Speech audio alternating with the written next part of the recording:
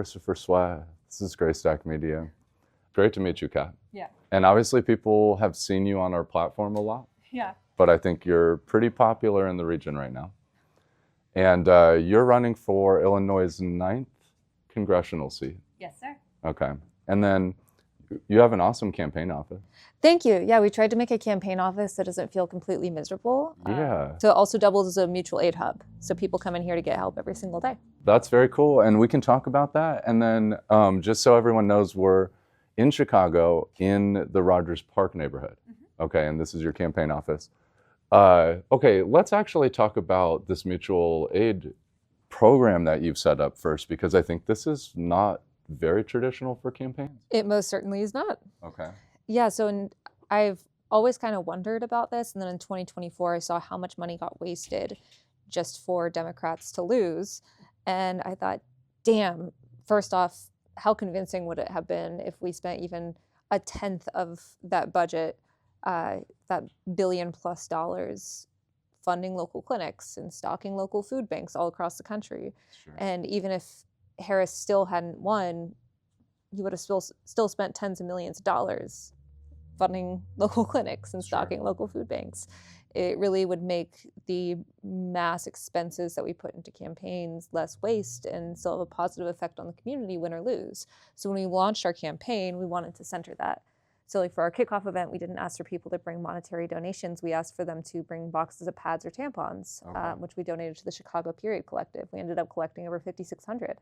That's awesome. It was really sick. My campaign manager's car was just filled with them. I wanted him to get pulled over so bad. Okay, yeah, so the police would be like, well, what's going on here? We're smuggling tampons. No, you know? I mean, the way how expensive those are, even without a tax on them, it's a huge expense for a lot of people. And we have tampons at the campaign office, but we also have diapers and clothes, coats, Narcan, baby formula, anything anyone needs, even pots and pans. We have books, as you can see from our bookcase right here. And so we are really just trying to make sure that we are showing our values rather than telling them. And it's not just great for, like, it's first off, the best part, everyone gets helped. Sure. Like no matter what happens on March 17th, we have fed and clothed thousands of people in the community. Second, it shows our values rather than just talking about them. And that's really convincing, especially for a lot of more skeptical people or a lot of people who feel disillusioned with the political system. Sure. And third, it also brings in a lot of volunteers because people feel helpless in the face of fascism. And instead of just saying your only worth in the political system is donating $20 when we text you or to knock doors so you get burnt out, we're giving a whole lot of different ways to not just help our campaign, but help the communities, whether it's our trash pickups, whether it's organizing our mutual aid hub, whether it's knitting circles so we can make hats for people who are cold. We have a lot of people who join the campaign just because they want to not feel helpless. We don't want to doom scroll, and we're giving another option. That's very awesome and very non-traditional. Maybe, okay, let's go back a little bit, because I think that you make a lot of noise and you also are doing some things that are pretty innovative. But like, how did you even decide that you wanted to run for office? Like, how did we even get to this point? So I covered the far right as a researcher and journalist. All the stuff that we've been seeing, my colleagues and I warned the Democratic Party about for years. I did an hour-long explainer on the history of white Christian nationalism and its ties to Project 2025 in October for People for the American Way, where I talked a lot about the stuff that we've been seeing over the last year. And I spent so much time after Trump got reelected ranting to my boyfriend and my cat. And I was like, well, someone's got to do something, right? And then they didn't. Right. And I can't remember the exact moment that just made me flip that switch. But in my planner, February 3rd of last year, I just wrote, guess I'm running for Congress now, and got to it. Wow, okay, that's awesome, actually. I get some calls randomly from around the country because, again, a lot of people know you. Somebody called me and asked me about, like, they were in like some debate society or some debate group in college with you. I did high school speech and debate, yeah. High school, Yeah. okay. So like, where did you grow up, and kind of give me some context on like how you kind of found yourself here in this 9th district race? Yeah, so I've kind of lived all over the country. I was born in Dallas. My mom's side is all from Texas. My dad is a Palestinian immigrant. He actually started his life here in Chicago, in America. Or started his life in America here in Chicago. He was born stateless. My grandfather came here for college and then went back to the Middle East. And then they came back here when my dad was like 8. And Chicago's always been a big part of my life, but Sure. I've lived all over the country. So I spent half of high school in Arizona. Okay. I spent a good portion of my childhood in like this really tiny town in southern Colorado. Oh, cool. Which town? It's called Cuchara. Okay. Yeah, I'm from Colorado. Okay, cool. But I haven't heard in of this Huerfano town. County. Oh, I know that county. Yeah. So it's Yeah. like one of the poorest counties in Colorado. It's Sure. like, Walsenburg. Yeah. Yeah, so that's like that's where you go to like the decent grocery store, and then Okay. Trinidad is where you go if like you actually need a grocery run, and that's Yeah. like 2 hours away. Yeah, this is So- like super southern Colorado. Yeah. Okay, like, it's cool. like right, like you could just see New Mexico right there, Okay. right in the middle of San Isabel National Forest. So you've lived in different communities and kind of seen a Yeah. pretty diverse. I went to college in DC. I lived in Okay. New York for a bit. I was a digital nomad for a bit as well after I got laid off because of Elon Musk's lawsuit against the company I worked at. Okay. The costs just mounted up, and that's what happens when the richest man in the world decides to go after you. Sure. And then he deposed me a few months later, and that was really stupid. Oh, wow. Yeah, it was very dumb. But yeah, I moved here with my partner when he took over The Onion. Yeah, which which is is an based in awesome Chicago. thing. Yeah, well, that's a separate conversation, but No, I mean, I'm so proud of him. It was going to be sold to like these venture capital assholes. We're going to probably fire the union and just Oh. shove it into AI generators. And instead, The Onion's been thriving. They brought back the print edition. The union got a raise. They brought on more staff. that's awesome. I'm so proud of him. And we moved on. The deal went through really fast, so we moved on really short notice. So I actually lived like a bus stop outside of the 9th District. But we looked at neighborhoods we liked, and we wanted to live in Andersonville or Edgewater or Rogers Park, Sure. and which is why I decided to run here, because getting out of a lease and also finding a place to rent is such a nightmare. But we knew where we wanted to live, and I wanted to run where I wanted to be. And so Yeah. we live right down the street here in Rogers Park. It's amazing. I mean, it's one of the most diverse places in the country. I love particularly our block for the campaign office, where you can get Yeah. like any cuisine, and it's just a fantastic place to be. And Chicago is the most overtly anti-fascist city I've ever lived in, and I think Same. it's amazing. I think it's Mhm. part of it is because of the diversity. A huge part of it is because of the diversity, not just racially, but also like transplants. Like a lot of people from red states, like the ones that I grew up in, Yeah. move here as little refugees in our own country Yep. for reproductive rights, for queer rights, because of climate change. Mhm. Like in 50 years, Chicago was going to be the center of the country, not just longitudinally, but also culturally, economically, because we have the biggest source of fresh water. Sure. And so I think that's the reason that we have such a diverse community that just says fuck no to ICE. Yeah. Okay. That's very awesome. And then a lot of people struggle to even get on the ballot, let alone to be one of the most relevant candidates in this race. The media framing is obviously pitting you against Daniel Biss. We covered the forum that you spoke at earlier in the week. I believe it was in Evanston. Yes. Okay. And That was a fun one. yeah, it was awesome. I wasn't there, but I was watching I had to watch like 3 or 4 different debates that evening. But Meridian loved it. So the media framing basically puts you and Daniel as like, we'll call it the horse race. I'm not into all these electoral jazz buzzwords, but let me ask you this. Okay, so if the race is between you and Daniel, a poll came out, I don't know, a couple weeks ago, maybe it was a week ago, that tries to show Daniel as like having a major lead over the rest of the field. But I think this brings me to my question. Daniel, I think, is what you would consider the establishment candidate. It's not even to be debated, but let's just say Daniel's the establishment candidate and you are a sort of progressive insurgent candidate. You've already kind of brought up the fact that like you're doing mutual aid and some of these other things to like mobilize the ground. But do you think like a poll can accurately reflect your ability to bring people to the ballot box and vote for you on the 17th of March? Yeah, this is a really great question. And specifically with that poll, all campaigns do like their own internal polling. We released one in the summer.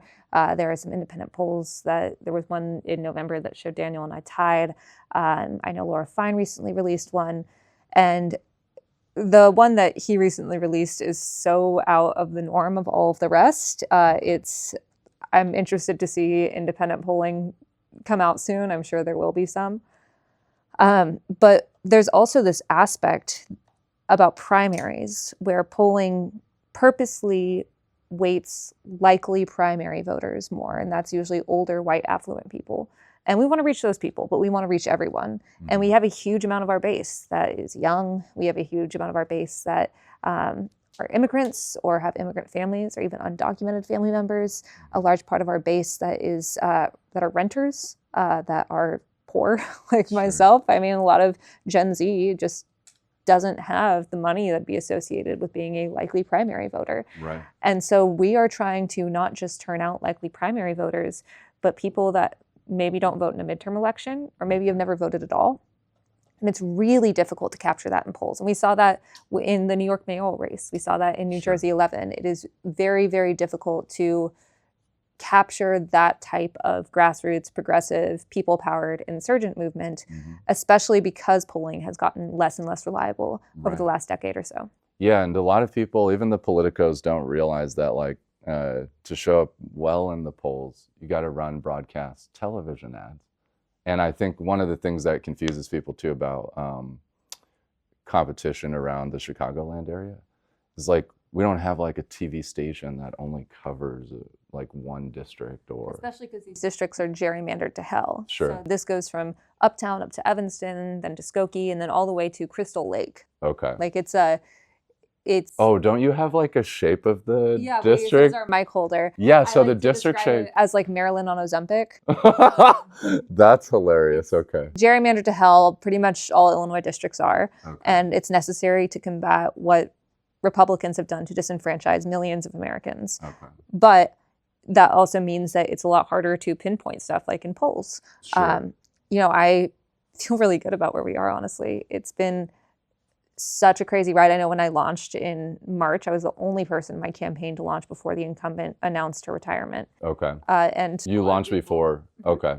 And that's interesting. Who is this lady referring to me? Yeah. And now we're going to win this. Yeah. And I think I'm actually hoping that a lot of the establishment and a lot of the typical politico class keep underestimating us. I think a big weakness here is they keep operating under the assumption that it's impossible for us to win. And this keeps happening in races over and over and over again, where we see the best progressive victories is this idea of underestimation. It's our greatest weapon, and I want to just tell them, keep doing what you're doing. Sure. Well, to that point, do you think that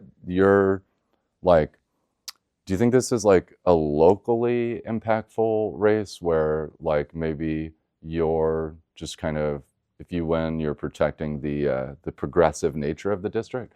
Or do you think this is a nationally salient race where you could have an impact if you win on the ideology of the Democrat Party? I mean, it's both. Like I said, I launched my campaign almost a year ago. It was really early. Since then, we've made national headlines over and over again and shifted the conversation nationally on a lot of issues, like going from abolish ICE to prosecute ICE. Okay.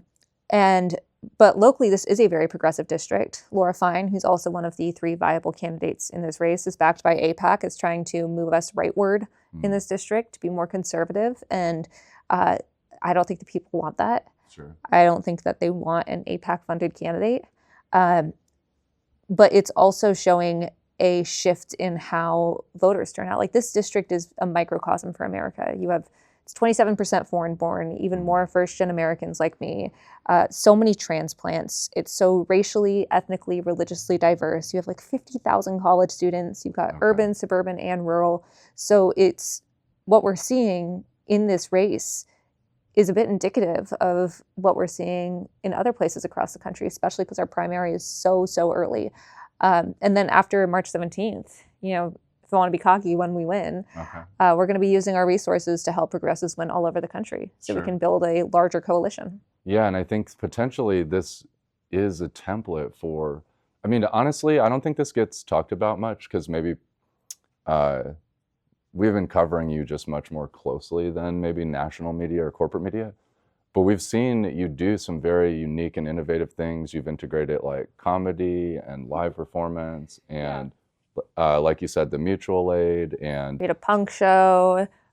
We have our campaign Discord. We don't do call time, we live stream. Oh yeah, that's very awesome. Which is like, this is the first time it's ever been done to this scale. And we've shown that you don't have to do call time, which means inherently relying on the oligarchy. For those who don't know, call time is every candidate and elected official does it.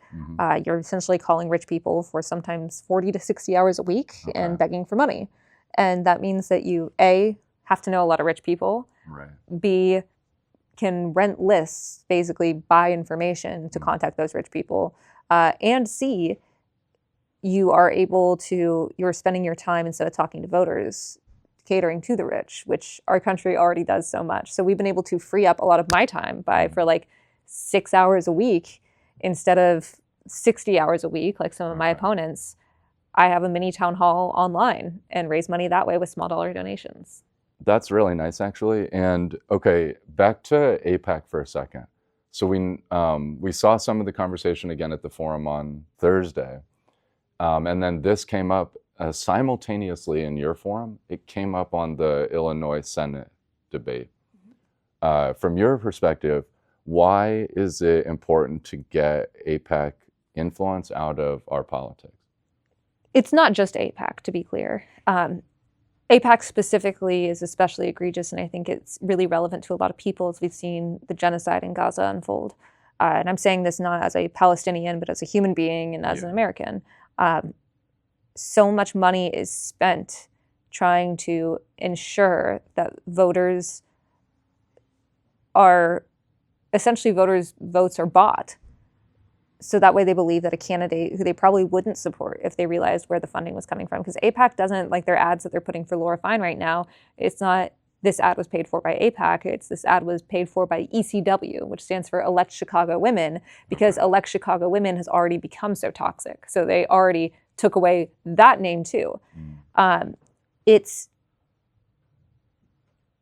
Citizens United, which was the Supreme Court decision that essentially allows unlimited money into politics, has wreaked havoc on our democratic system. So AIPAC's influence, yes, their goal of electing more representatives to give more of our tax dollars to Israel that's committing many war crimes, and we are violating our own laws by not holding Israel accountable. I think that it hits harder for a lot of people, but we're also seeing this with crypto money. We're seeing this with so many special interest groups that are trying to hide their motives behind lots of money from the richest people in the world. We saw this a lot in the mayoral election. AIPAC's influence specifically in this race is egregious, especially when it's such a progressive district. We have to get AIPAC money out because they're trying to buy our democracy. And I'm sick of having representatives who just keep bending over and doing anything anyone wants because they need another dollar so they can get reelected. Yeah. And I think that is maybe what makes it easy to like doubt the viability of your campaign, because you are doing so many new things. It's also a risk though. Like it's a risk to do new things. When we decided to ditch call time for live streaming, we did a 1-month trial and we did call time differently. So we would call people who had already donated and be like, this is an update on the campaign. If you're able and want to, X amount would pay for Y expense. And those conversations were great, but a lot of people don't pick up the phone. So you're still spending a lot of hours just leaving voicemails. And you could be spending that time talking to voters, knocking on doors, even sleeping, something that candidates don't do enough. And so, but by switching to live streaming just for that month, there was a chance that it wouldn't work at all. And we still would have lost that revenue. Our mutual aid work, you know, we have to do a lot more paperwork on our side to make sure that we're compliant with FEC rules. We have, our staff also does double duty with helping people right here.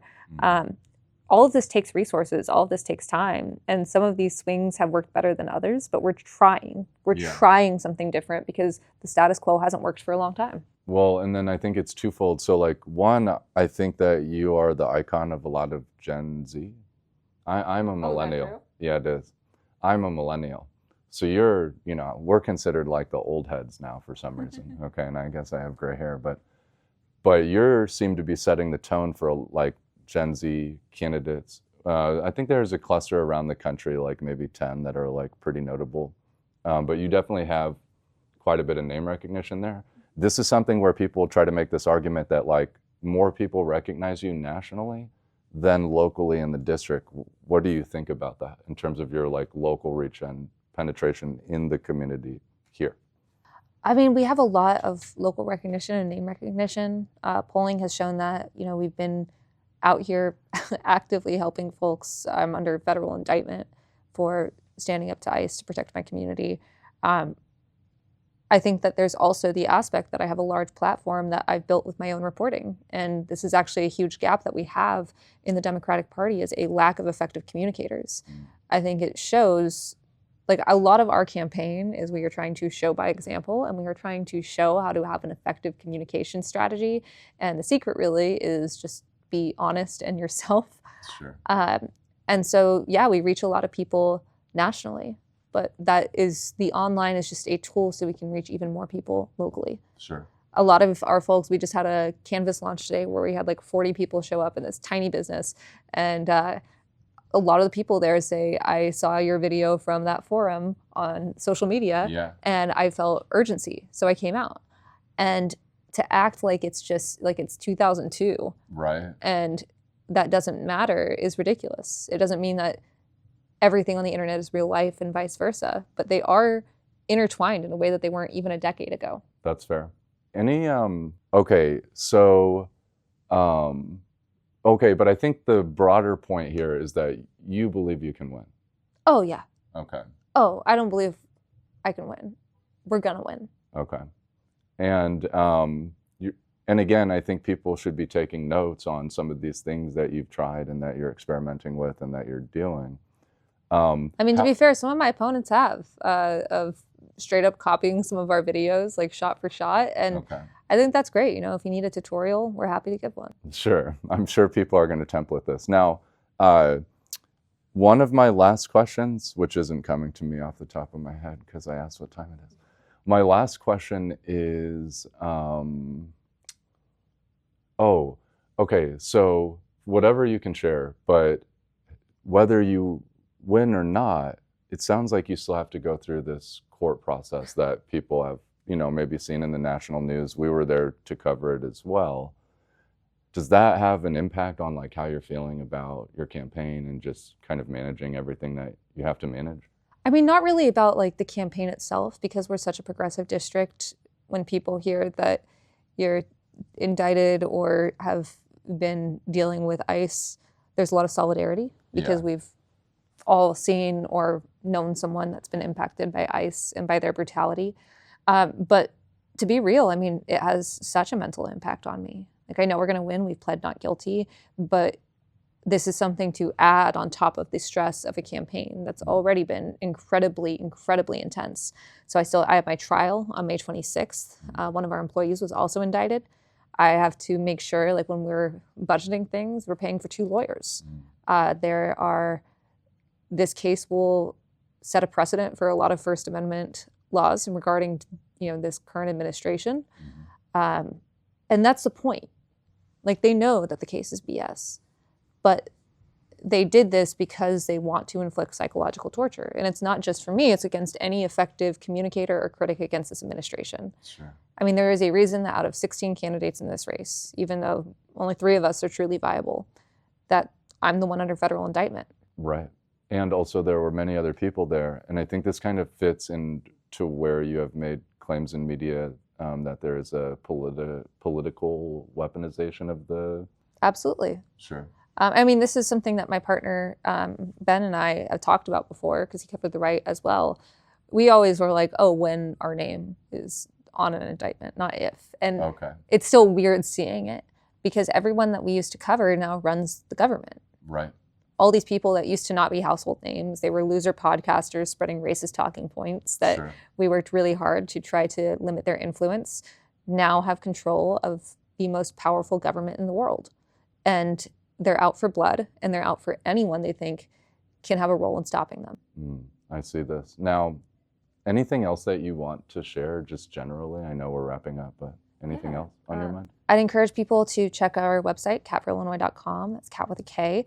Our campaign office at 7016 North Clark Street. We can always use more help organizing our mutual aid shelves, or especially if you have men's clothes, or want to check our list of things that we're out of on our Discord, discord.gg/catforillinois. We would really appreciate it.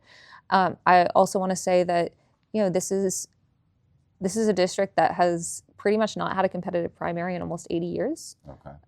Since 1948. Or it's had 2 competitive primaries, so 2 representatives since 1948.